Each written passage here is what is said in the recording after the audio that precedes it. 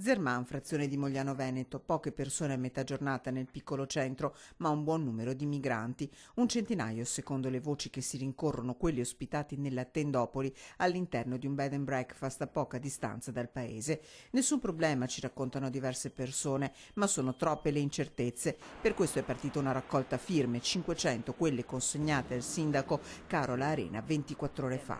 Stanno qua dalla mattina alla sera, non fanno niente, quindi per il momento a me personalmente non danno nessun fastidio, però non fanno niente. Certi vengono a prendersi un po' d'acqua, una tanica d'acqua, te gliela dai perché mi sembra giusto dargliela, però sì, non si può andare avanti così sicuramente perché non si sa in che condizioni neanche igienico-sanitarie. Chi vive vicino al bed and breakfast racconta di cattivi odori, ci dicono, e con la pioggia di questi giorni nessuno sa immaginare in quali condizioni possono essere le tende. Se ci fosse davvero un sovraffollamento troverei giusto ridimensionare la cosa.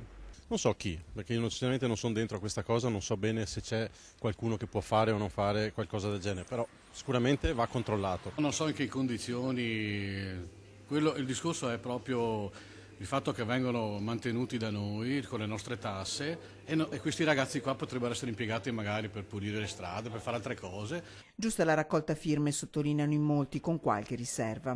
Giusta la raccolta firme, non si sa, sì, raccolta firme per cosa? Sì, mandarli via, dove mandarli, cosa fare. Arrivano di notte, dicono, con dei pulmini, non si sa come siano registrati. Il sindaco è impegnato per tutta la giornata e non può riceverci. Chi accetta di parlare sono alcuni migranti, giovani in arrivo dal Gambia. Il loro sogno è restare in Italia.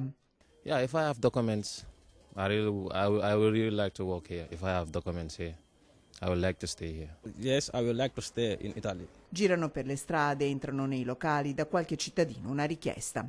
Possono lavorare, possono aiutare il comune. Questo secondo me, come hanno fatto altre città,